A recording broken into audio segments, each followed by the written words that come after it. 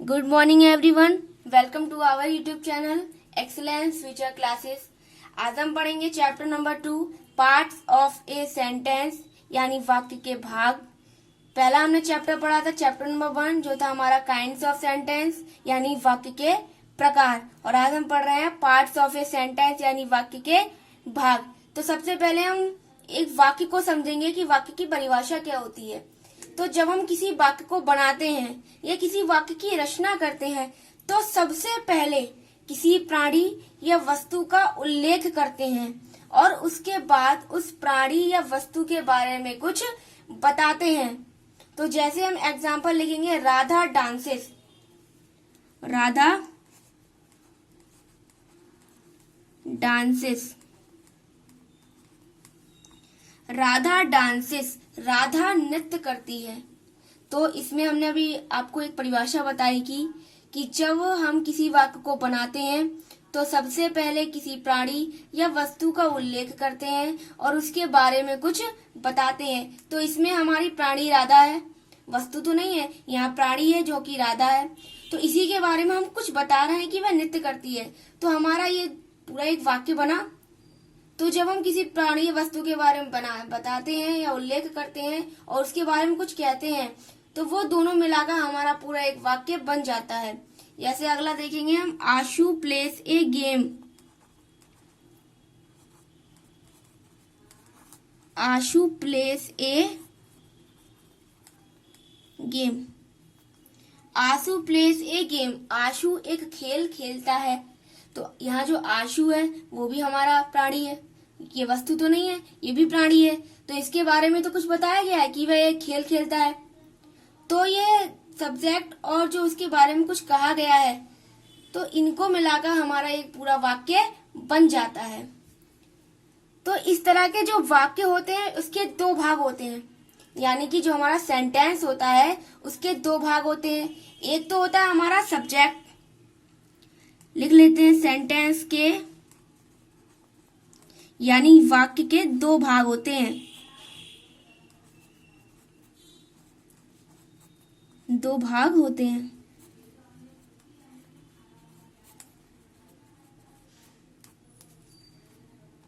अगर आपको इससे पहले की परिभाषा लिखनी है तो आप वीडियो पॉज करके लिख भी सकते हैं। तो सेंटेंस के दो भाग होते हैं। नंबर 1 होता है सब्जेक्ट। सब्जेक्ट को हम हिंदी में कहते हैं कर्ता। और नंबर 2 होता है प्रेडिकेट,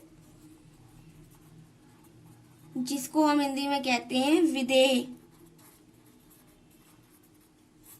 ठीक है, तो जो हमारे वाक्य होते हैं, इस प्रकार के जो वाक्य ऊपर दिए रखे हैं, वाक्य नंबर 1 और वाक्य नंबर 2, तो इस प्रकार के जो हमारे वाक्य हैं या और भी वाक्य होते हैं, कोई सा भी सेंटेंस हो, इसके सबसे पहले दो भाग होते हैं। नंबर 1 होता है हमारा सब्जेक्ट यानी कि कर्ता, और नंबर 2 होता है प्रेडिकेट यानी कि विधेय। तो सबसे पहले हम हेडिंग डालेंगे सब्जेक्ट यानी कि कर्ता या उद्देश्य। इसकी हम परिभाषा लिखेंगे। तो सबसे पहले लिखेंगे सब्जेक्ट यानी कि कर्ता या उद्देश्य।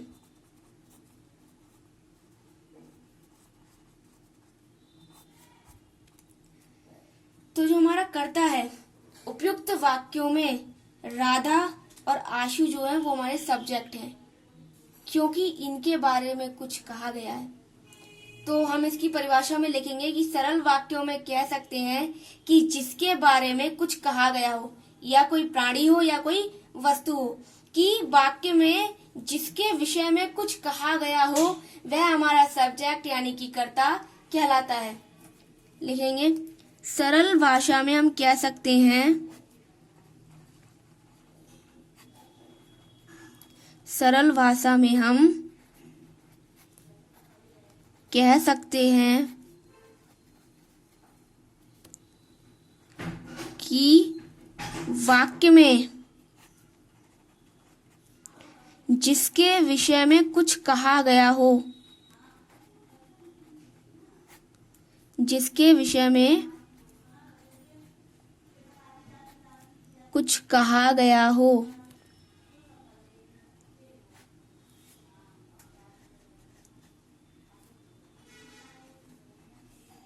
वह हमारा सब्जेक्ट कहलाता है। सरल भाषा में हम कह सकते हैं कि वाक्य में जिसके बारे में कुछ कहा गया हो तो वह हमारा सब्जेक्ट यानी कि वाक्य कहलाता है। जैसे ऊपर जो राधा के बारे में कुछ कहा गया है कि राधा नृत्य करती है, तो यह सब्जेक्ट कौन होगा? ये हमारा राधा होगा। ऐसे कि अगले सेंटेंस में आशु प्लेस ए गेम, आशु एक खेल खेलता है, तो इसमें सब्जेक्ट क्या होगा? आशु होगा, क्योंकि आशु के बारे में कुछ कहा गया हो। और हम इसका पता एक और तरीके से लगा सकते हैं कि क्रिया से पहले वाक्य में कौन या किसने लगाकर हम सब्जेक्ट यानी कर्ता का पता लगा सकते हैं। तो वाक्य में क्रिया से पहले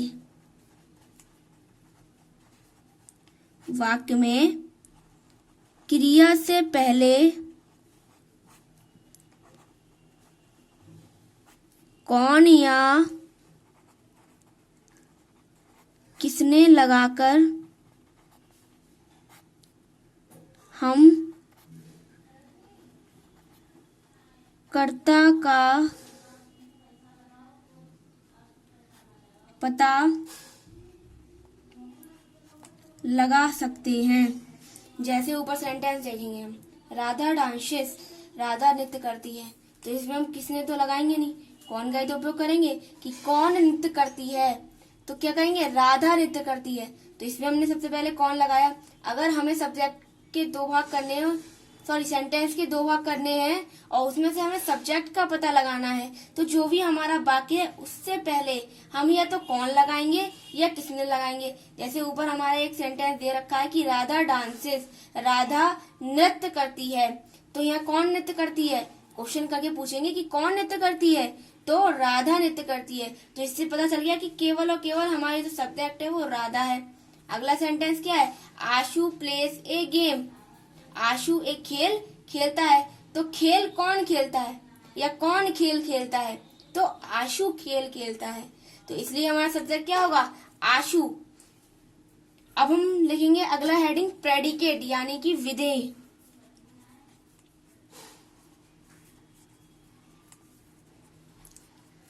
प्रेडिकेट यानी कि विधेय। तो विधेय क्या होगा? इसकी परिभाषा होगी कि सब्जेक्ट को छोड़कर जो हमारा शेष भाग होता है वो प्रेडिकेट के अंतर्गत ही आता है। या इसकी एक और परिभाषा लिखेंगे कि सब्जेक्ट को छोड़कर जो हमारा शेष भाग रहता है वो हमारा प्रेडिकेट कहलाता है। एक तो ये परिभाषा होगी और दूसरी ये होगी कि सब्जेक्ट के बारे में जो कुछ भी कहा गया हो वह हमारा प्रेडिकेट के अंतर्गत ही आता है। जैसे इसमें राधा डांस से सबसे पहले हमने इसमें ढूंढा कि सब्जेक्ट कौन सा है, तो सबसे पहले हमने इसमें कौन लगाया कि राधा डांसेस, राधा नृत्य करती है। सबसे पहले कौन लगाया कि कौन नृत्य करती है? राधा नृत्य करती है। तो सबसे पहले हमने लिख लिया कि सब्जेक्ट क्या है? राधा है। अब प्रेडिकेट को कैसे छांटना है कि सब्जेक्ट के बारे में जो कुछ भी कहा गया हो, तो राधा हमारा सब्जेक्ट है, इसके बारे में क्या कहा गया है कि वह नृत्य करती है, तो इसलिए जो डांसेस होगा वह हमारा प्रेडिकेट होगा। दूसरी बात यह है कि राधा को छोड़कर, सिर्फ और सिर्फ राधा को छोड़कर जो हमारा शेष भाग यानी कि डांसेस है वो प्रेडिकेट के अंतर्गत आएगा। यानी कि सब्जेक्ट को छोड़कर जो भी शेष भाग है वह प्रेडिकेट में चला जाता है। जैसे इसमें हमारा सब्जेक्ट कौन सा है? आशु है, तो इसको छोड़कर जो शेष भाग है प्लेस ए गेम, ये पूरा का पूरा हमारा प्रेडिकेट में चला जाएगा, क्योंकि आशु जो हमारा सब्जेक्ट है इसके बारे में कुछ कहा गया है कि प्लेस ए गेम, वह एक खेल खेलता है, आशु एक खेल खेलता है, तो आशु तो हमारा सब्जेक्ट हो गया, लेकिन जो कहा गया कि एक खेल खेलता है ये हमारा प्रेडिकेट के अंतर्गत आ जाएगा। तो इसकी दो परिभाषा हो गई कि सब्जेक्ट को छोड़कर जो शेष भाग है वो प्रेडिकेट के अंतर्गत आता है, या सब्जेक्ट के बारे में जो कुछ भी कहा गया हो वह भी प्रेडिकेट के अंतर्गत ही आता है। तो इसको लिखेंगे हम, सब्जेक्ट को छोड़कर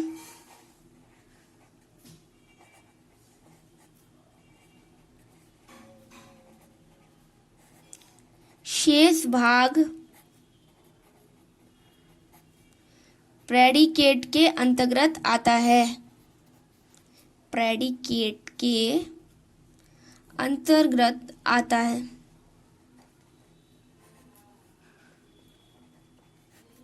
या इसको और भी तरीके से लिख सकते हैं कि सब्जेक्ट के बारे में जो कुछ भी कहा गया हो, सब्जेक्ट यानी कि कर्ता के बारे में जो कुछ भी कहा गया हो,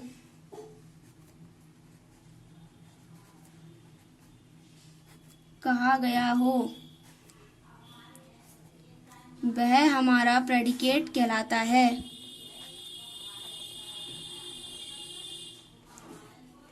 प्रेडिकेट कहलाता है। ठीक है, क्लियर हो गया कि प्रेडिकेट जो है वो हमारा सब्जेक्ट को छोड़कर जो शेष भाग होता है वह हमारा प्रेडिकेट के अंतर्गत ही आता है। या सब्जेक्ट के बारे में जो कुछ भी कहा जाता है वह हमारा प्रेडिकेट के अंतर्गत आता है। आप इसका स्क्रीनशॉट लेके इसको नोट भी कर सकते हैं। आप इस पूरे का आप स्क्रीनशॉट लेके आप इसको रख लीजिए। ठीक है, आपने ले लिया। अब हम कुछ इंपॉर्टेंट पॉइंट्स को पढ़ेंगे। तो सबसे पहले हम पॉइंट नंबर 1 पॉइंट 1, जो हमारा असर्टिव सेंटेंस है उसमें सब्जेक्ट पहले आता है और प्रेडिकेट बाद में आता है। तो लिखेंगे असर्टिव सेंटेंस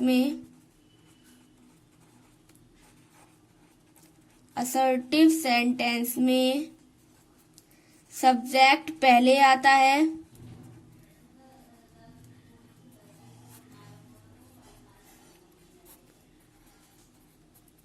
और प्रेडिकेट बाद में आता है।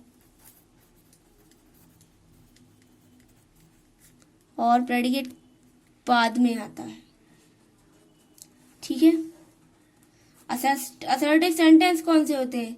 अभी हमने पहले वीडियो में मतलब यानी कि पहले चैप्टर में जो पढ़ चुका है। असर्टिव सेंटेंस सबसे पहला होता है यानी कि साधारण वाक्य। तो साधारण वाक्य जो हमारा सब्जेक्ट होता है वो पहले आता है और प्रेडिकेट हमारा बाद में आता है। अब पॉइंट नंबर 2 डालेंगे हम। जो हमारे इंटेरोगेटिव सेंटेंस होते हैं उनमें सब्जेक्ट से पहले ऑक्सिलरी वर्ब आती है। कौन सी वर्ब आती है? ऑक्सिलरी वर्ब आती है। तो लिखेंगे इंटेरोगेटिव सेंटेंस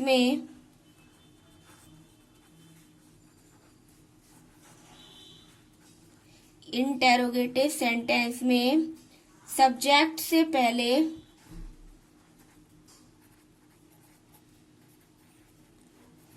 ऑक्सिलरी वर्ब आती है।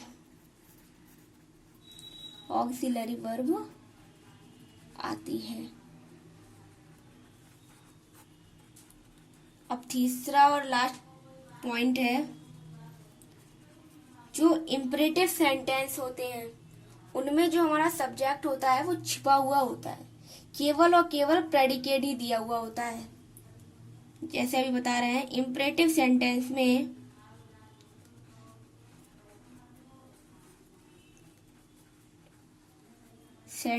में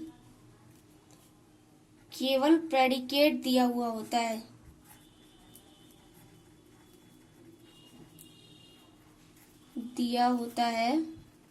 और सब्जेक्ट छिपा रहता है।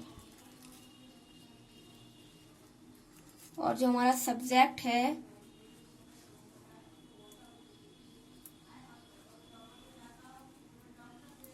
जो यू है वह हमारा छिपा हुआ रहता है।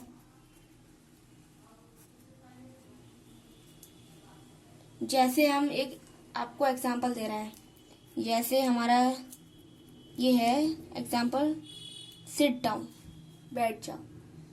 तो यहाँ जो हमारा यू है वो छिपा हुआ रहता है। जैसे कि ये लिखेंगे यू सिट डाउन। तो यहाँ जो हमारा यू है वो छिपा रहता है, क्योंकि हम अगर सामने कोई है तो उससे कहेंगे बैठ जाओ। जो हम कहेंगे कि तुम बैठ जाओ, ये कहने की जरूरत ही नहीं, क्योंकि हमारे सामने तो आप ही हैं। तो इसलिए जो हमारा सब्जेक्ट होगा वो छिपा हुआ रहेगा। यू जो है वो छिपा हुआ रहेगा, केवल और केवल प्रेडिकेट होगा। तो अब हम एक टेबल बनाएंगे, टेबल नंबर 1, जिसमें सेंटेंस के दोनों भागों को अलग अलग करके लिखेंगे, एक सब्जेक्ट और एक प्रेडिकेट। तो हम कुछ अभी आपको एग्जाम्पल दे रहे हैं, उसके हम सब्जेक्ट और प्रेडिकेट को अलग अलग छाटेंगे। तो ये टेबल 1 है हमारी, ये एग्जाम्पल्स लिखे हुए हैं। अब हम इनको 2 भागों में बांटेंगे। एक तो बांटेंगे सब्जेक्ट यानी कि कर्ता, और एक बांटेंगे प्रेडिकेट में यानी कि विधेय। ठीक है, तो सबसे पहले हम एग्जाम्पल नंबर 1 पढ़ेंगे। सी राइट्स ए लेटर, वह एक पत्र लिखती है। तो सबसे पहले हम सब्जेक्ट छाटेंगे, उसके बाद प्रेडिकेट। कोई भी हमारा सेंटेंस दिया होगा तो सबसे पहले हम सब्जेक्ट देंगे, प्रेडिकेट का पता तो अपने आप ही चल जाएगा, क्योंकि सब्जेक्ट को छोड़कर जो हमारा शेष भाग होता है वो प्रेडिकेट के अंतर्गत ही आ जाता है। तो हमने सब्जेक्ट की परिभाषा क्या पढ़ी थी कि जिसके बारे में कुछ कहा गया हो तो वह हमारा सब्जेक्ट कहलाता है। और दूसरी बात, क्रिया से पहले कौन या किसने लगाकर हम सब्जेक्ट का पता लगा सकते हैं। तो वह एक पत्र लिखती है, तो कौन एक पत्र लिखती है, वह एक पत्र लिखती है, वह हमारी प्राणी है। इसलिए हमें पता चल गया कि सब्जेक्ट क्या है, शी है। तो सबसे पहले लिखेंगे यहाँ पे शी, ये सब्जेक्ट है। अब हमारा सब्जेक्ट का पता चल गया, अब हम प्रेडिकेट का पता लगाएंगे कि ये प्रेडिकेट क्या है। तो सब्जेक्ट के बारे में जो कुछ भी कहा गया हो वह हमारा प्रेडिकेट कहलाता है, या सब्जेक्ट को छोड़कर शेष भाग जो होता है वह हमारा प्रेडिकेट के अंतर्गत आता है। तो शी राइट्स ए लेटर, वह एक पत्र लिखती है। सी हमें पता चल गया कि यह सब्जेक्ट है। तो इसके बारे में कुछ कहा गया हो कि वह एक पत्र लिखती है, सब्जेक्ट के बारे में कुछ कहा गया हो, सब्जेक्ट के बारे में क्या कहा गया है कि पत्र लिखती है। तो जो हमारा शेष भाग है वो हमारा प्रेडिकेट के अंतर्गत आ जाएगा। तो लिखेंगे राइट्स ए लेटर। अगला देखेंगे, बॉयज आर प्लेइंग, लड़के खेल रहे हैं। कौन खेल रहे हैं, लड़के खेल रहे हैं। तो हमारा सब्जेक्ट क्या होगा, बॉयज, क्योंकि इन्हीं के बारे में कुछ कहा गया है कि खेल रहे हैं। कौन खेल रहा है, लड़के खेल रहे हैं, इसलिए सब्जेक्ट हो जाएगा हमारा बॉयज। अब सब्जेक्ट के बारे में जो कुछ भी कहा गया हो वह हमारा प्रेडिकेट होता है। ये सब्जेक्ट को छोड़कर शेष भाग कौन सा होता है, प्रेडिकेट होता है। तो सब्जेक्ट को छोड़कर शेष भाग क्या रह गया, आर प्लेइंग, खेल रहे हैं। तो ये हमारा प्रेडिकेट के अंतर्गत आ जाएगा। तो ये वाले कॉलम में लिख देंगे आर प्लेइंग। अब अगला एग्जांपल देखेंगे, they read the novel, they read the novel, उन्होंने ग्रंथ पढ़ा या वे ग्रंथ पढ़ रहे हैं। तो कौन पढ़ रहे हैं, वे पढ़ रहे हैं। सब्जेक्ट क्या होगा हमारा, दे। अब सब्जेक्ट को छोड़कर जो शेष भाग है वह हमारा प्रेडिकेट के अंतर्गत आता है। यह सब्जेक्ट के बारे में जो कुछ भी कहा जाता है वह हमारा प्रेडिकेट कहलाता है। तो इसलिए यहाँ आ जाएगा read the novel, read the novel. अगला देखेंगे, I am playing a cricket, मैं एक मैच खेल रहा हूं या मैं एक क्रिकेट खेल रहा हूं। तो कौन खेल रहा हूं, मैं खेल रहा हूं। सबसे पहले कौन लगाएंगे कि कौन एक मैच खेल रहा है, एक क्रिकेट खेल रहा है, तो मैं खेल रहा हूं। तो जो हमारा सब्जेक्ट है वो क्या हो जाएगा, मैं, यानी कि आई, क्योंकि मैं एक प्राणी हूं, या प्राणी हो या कोई वस्तु हो। तो बाकी शेष भाग क्या रह गया, एम प्लेइंग ए क्रिकेट, यानी एक खेल खेल रहा हूँ। ये सब्जेक्ट के बारे में जो कुछ भी कहा गया, सब्जेक्ट क्या, आई, इसके बारे में क्या कहा गया कि मैं एक खेल खेल रहा हूँ, तो एक खेल खेल रहा हूँ। तो इसलिए ये बाकी विशेष भाग यहाँ आ जाएगा, एम प्लेइंग ए क्रिकेट। ठीक है, अगला देखेंगे हम, Sita is a good girl, Sita एक अच्छी लड़की है। कौन एक अच्छी लड़की है, सीता एक अच्छी लड़की है। किसी के बारे में कुछ कहा गया हो, तो यहाँ हमारी प्राणी कौन है, सीता है। किसी प्राणी या वस्तु के बारे में कुछ कह रहे हैं कि सीता एक अच्छी लड़की है, तो हमारा सीता जो होगा वो सब्जेक्ट कहलाएगा। तो यहाँ लिखेंगे हम सीता। अब सीता को छोड़कर जो शेष भाग है, यानी कि इज ए गुड गर्ल, एक अच्छी लड़की है, या सब्जेक्ट के बारे में जो कुछ भी कह रहे हूं कि सीता एक अच्छी लड़की है, तो जो हमारा ये प्रेडिकेट आ हुआ इज ए गुड गर्ल। ठीक है, अगला देखेंगे, you are a good dancer, तुम एक अच्छी नृत्यकार हो। तो कौन हो? तुम एक अच्छी नृत्यिका हो। तुम्हारे बारे में कुछ कहा जा रहा है, यानी किसी प्राणी के बारे में कुछ कहा गया है। किसी वाक्य में किसी के विषय में कुछ कहा गया हो, वह हमारा सब्जेक्ट कहलाता है। ये इसकी परिभाषा थी। इसलिए यू, तुम्हारे बारे में कुछ कहा गया हो, तुम एक प्राणी हो, इसलिए यू हमारा क्या हो जाएगा? सब्जेक्ट हो जाएगा। तो सब्जेक्ट वाले कॉलम में लिख देंगे यू। अब सब्जेक्ट को छोड़कर जो हमारा शेष भाग रह गया वह हमारा प्रेडिकेट के अंतर्गत आ जाएगा, क्योंकि सब्जेक्ट के बारे में जो कुछ भी कहा गया हो वह हमारा प्रेडिकेट कहलाता है। तो are a good dancer, are a good dancer. अगला देखेंगे हम, I am going to walk, मैं टहलने जा रहा हूँ। कौन टहलने जा रहा हूँ? मैं टहलने जा रहा हूँ। इसलिए जो आई होगा वह हमारा सब्जेक्ट कहलाएगा, और सब्जेक्ट को छोड़कर शेष भाग यानी कि I am going to walk ये हमारा प्रेडिकेट के अंतर्गत आ जाएगा। तो इससे क्लियर हो गया कि जिसके बारे में कुछ कहा गया हो वह हमारा सब्जेक्ट कहलाता है, और सब्जेक्ट को छोड़कर जो शेष भाग रह जाता है वह हमारा प्रेडिकेट के अंतर्गत आ जाता है। हमने टेबल 1 कंप्लीट कर ली, जिसमें से सेंटेंस के दो भागों को अलग किया गया, एक सब्जेक्ट और एक प्रेडिकेट। नेक्स्ट वीडियो में पढ़ेंगे हम सब्जेक्ट के प्रकार यानी कर्ता के प्रकार। पहले तो हमने ये देखा कि सेंटेंस के दो भाग होते हैं, यानी कि सब्जेक्ट और प्रेडिकेट, और इस आगे वाले टेबल में सब्जेक्ट के भी कई भाग होते हैं और प्रेडिकेट के भी कई भाग होते हैं, जो हम नेक्स्ट वीडियो में पढ़ेंगे। तो I hope you understand parts of a sentence. Thank you.